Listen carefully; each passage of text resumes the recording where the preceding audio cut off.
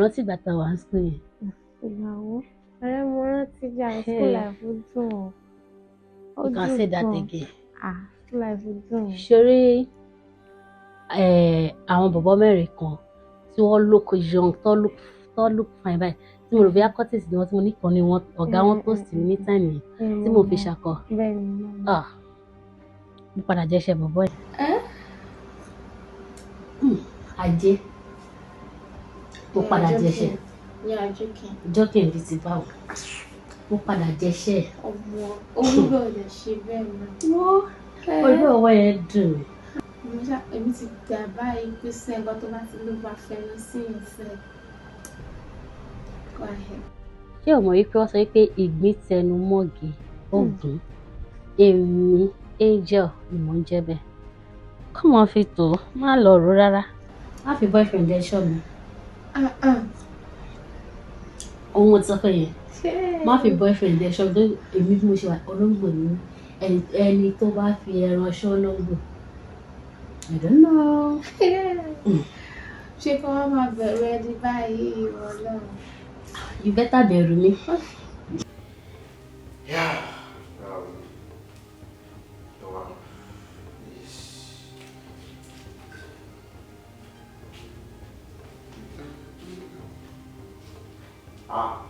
Boys, that's so.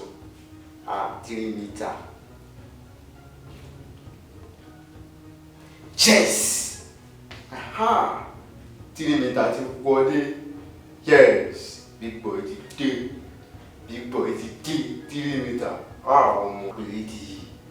Ó yẹ kí 10 meter náà lè jáde látọ̀dọ̀ ẹ̀. 10 meter. Tí 10 meter bá jáde, ó máa di 13 meter. 13 meter. I don't know, just trying to pretend. Máa bù sí lórí torí àwọn obìnrin mẹ́fà wọ́n fi máa ṣe bẹ́ẹ̀ tó ní wèrè lórí ṣùgbọ́n máa mú sí lórí jọ máa mú sí lórí.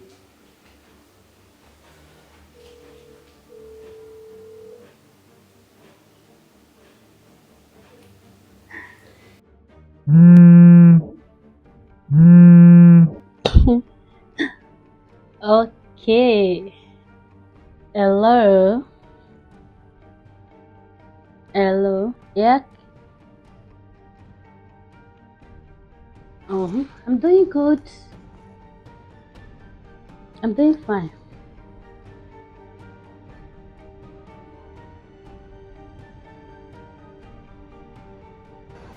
Babe, how far? How your side now?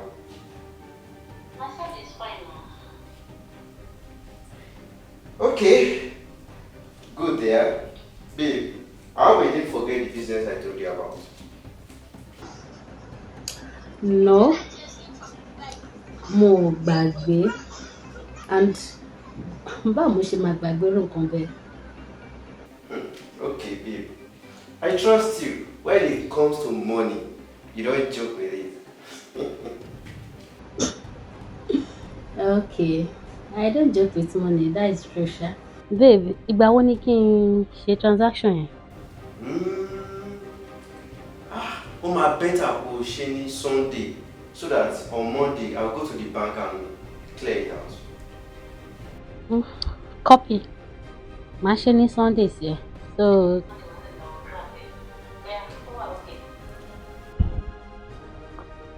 but babe, sure pé business gidi ni business yìí.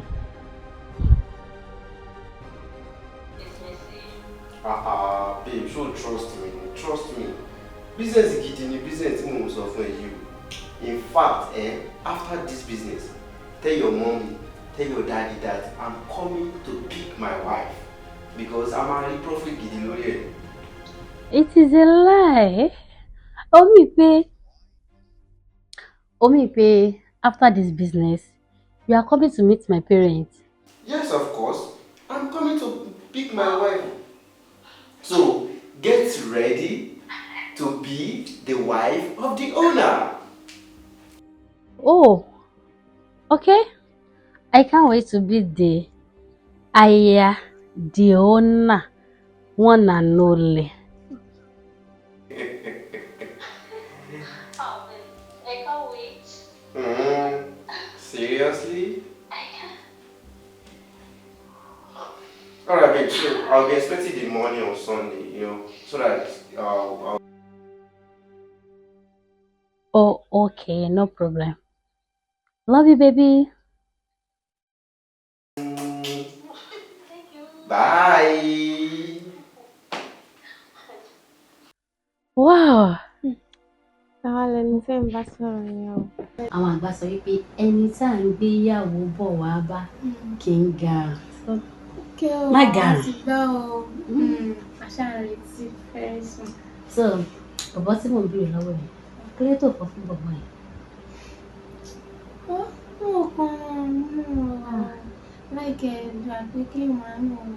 Dédé play. Ṣé o mọ̀ wípé tá bá kúrò ní school ní ìsìn, yẹ́ èyí ló kù tá fẹ́ lọ ní school. Tá bá kúrò ní school ní ìsìn, kí ló fẹ́ fi pàtàn? Ṣorí school yìí tí mo wà yẹ́ tó kù yìí, ìgbádùn mo fẹ́ fi jẹ. Torí tá a bá ti kúrò ní school, àwa náà kọ́ máa sọ wípé a ti gbàbẹ̀ kọjá ni. Ìgbára òun là ń búra. Wọ́n ló ṣe mọ́ tó bá ṣe ẹ̀gbẹ́ problem ẹ̀ nìyẹn. Fóònù ẹ̀kọ́ ló ń píǹgì yẹn.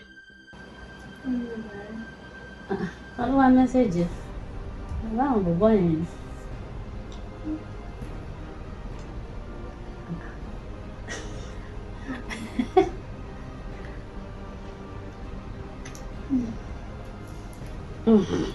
Ta ló ń pọ̀ rẹ́ mi lẹ́yìn? Wọ́n náà ti sọ fún mi pé ẹni tí a ń gbéyàwó bọ̀ wá bá kéńgà. Don't worry. Okay. So win. You win. Oh, ó ti win. 1-1. No, kò sí wàhálà. 1-1. Ó ti lọ. Jẹ́ kó lọ bẹ́ẹ̀. Ó ti lọ bẹ́ẹ̀. Má worry. Má ṣe tèmi padà. Ìjọ́ tí wọn bá ti mention tẹ̀ fún mi, èmi náà máa mention. Kò sí problem. Yes. Já pílẹ̀ bẹ́ẹ̀. 13 meter. 13 meters wọlé. Yes. Wọ́n ti arrive. Wọ́n máa ṣe kí ni? Kí máa yọ fanda. Kí wọ́n yọ fanda. Èmi. I said it. Bóyá máa kú sí lórí. Èmi fúnra mi. Yes. 13 meters ti dé. Kí n máa ṣe o. Máa kọ́ change furnitures ilé mi náà. Máa change the flower yìí. Change everywhere. Àmọ́ wá kun town ní red. Yes. I'm gonna be yes, someone to arrive.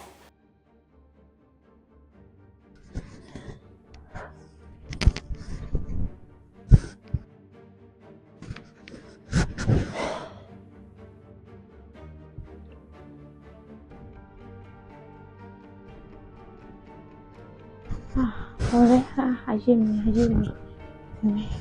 Mi ti bá mi àkáǹtì gbogbo live service mi ti gbogbo. Ayé mi live service mi ti gbogbo. Níbo ni kò ti bẹ̀rẹ̀ báyìí? Live service mi ti gbogbo. Ọ̀rẹ́ kí ló dé, kí ló ṣẹlẹ̀? Ṣùgbọ́n ọjọ́ tí mo ń wo fóònù tí mo rẹ́rìn yẹn. Ọjọ́ yẹn. So Jókòó. Kí ló ṣẹlẹ̀? So what? Whoa. I also have something that is bad to me. So you better start talking now. Tó bá sọ pé tó ṣẹlẹ̀ àbó sọ, èmi náà ní nǹkan tí wọ́n ń dà mí láàmú. Kí ló ṣẹlẹ̀? Mo mẹ́sì guy kan online. Ó fi mí mọ àwọn most of friend ẹ̀ àti àwọn sisters ẹ̀ pẹ̀lú brothers ọ̀kan. Ó fi mí lọ́rùn. Ayé mi. So nígbà tó wá mọ̀ wọ́n, kí ló wá ṣẹlẹ̀ nígbà yẹn? Lẹ́yìn ìgbà tó mọ̀ wọ́n, kí ló ṣẹlẹ̀? Ó introduce mi sí business kan. Bí tí n bá lè invest sínú pé mo máa make profit ní inú ẹ̀.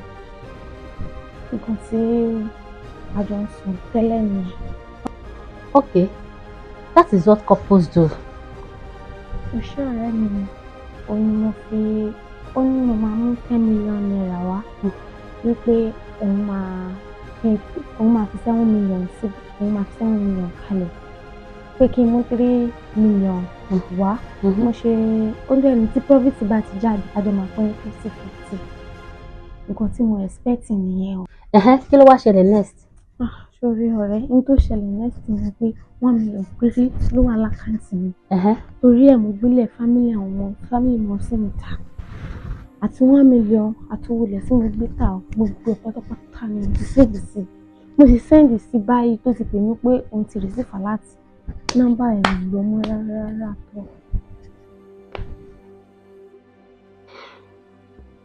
Ó ní pé àtìgbà tó ti send owó sí bọ̀bọ̀ yẹn, nọ́mbà ò lọ mọ́.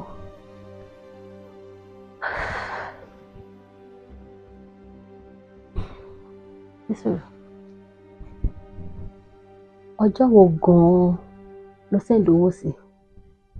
Ìjẹrin ni mo send owó yìí sí. Ìjẹrin ni mo send ẹ̀ sí.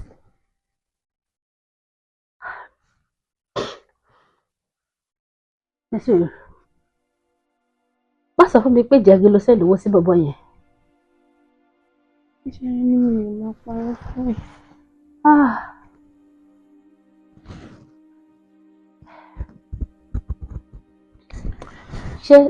Ṣé mo lè rí nọ́mbà ẹ̀?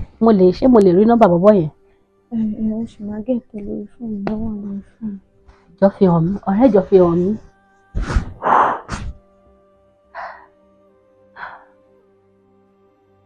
Nọ́mbà ẹ̀ ni.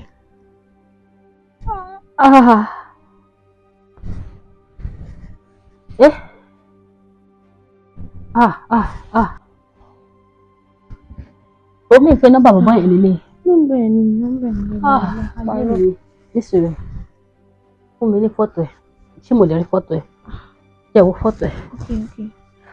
Ọ̀rẹ́ like kí ló ń ṣẹlẹ̀? Ìwọ nísìnyí jẹ́ wo fọ́tò ẹ̀ náà.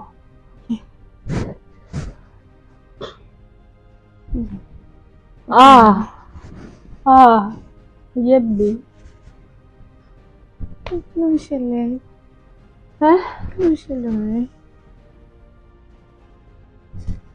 Kò sí. Kò sí. Ó wà. Sórí bọ̀bọ̀ olórí burúkú ìbọ̀bọ̀ ẹ̀. Bọ̀bọ̀ tó wò ẹ̀. Yéèdì o. Dupe Guy. Mo pàdé ẹ̀ lórí IG. Lórí Instagram. Ṣèbó gbọ́ tí mo rí sí fúkọ́ lọ́jọ́ òun bí báyìí. Tí mo lẹ́ni tá à ń gbé yàwó bá wa bá kí n garùn olórí burúkú yẹn. Ọlọ́run máa wá mọ àwọn parents mi very soon. Business tàjọ fẹ́ ṣe tó ní kí n kówó lé lórí. 7 million naira. 7 million naira. Sẹ́ẹ̀mì ìjẹrin tó sẹ́ǹdì owó sí. Sẹ́ẹ̀mì ìjẹrin ni mo sẹ́ǹdì owó sí. Láti ìgbà tí mo ti sẹ́ǹdì owó sí. Which is ọjọ́ Sunday tó ti lọ clear owó ní Monday. Àtijọ́ yẹn ní nọ́mbà òun ti lọ mọ́.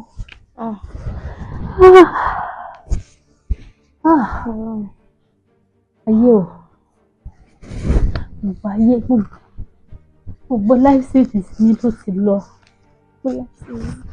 Pápá ń bá rẹ̀ mú tí wọ́n kalẹ̀ wọn family mọ̀ sí mi. Kí ló tó sọ fún mi pé o ní ìtẹ̀yọ̀ náà láì kí rí fẹsẹ̀ ṣe kí dáwọ́ mi lu ayé mi.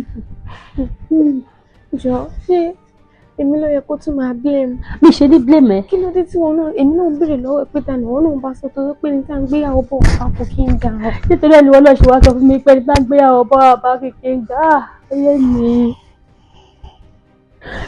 Sórí ibi tí àìfi inú rọ ara wa, sórí ibi tó gbé wa dé. Ìwọ lose almost 4 million naira. Èmi lose 7 million naira, 11 million naira. Ibo la ti fẹ́ rí? Iṣẹ́ wo la fẹ́ ṣe? Wo ibi tí máa fi nǹkan pamọ́, máa fi nǹkan kí la pera wa fún rẹ̀ fún? Kí ni nǹkan ta pera wa lọ́rẹ̀ fún? No, tell me. Ta bá fi nǹkan pamọ́ ìwọ́de ló fà á.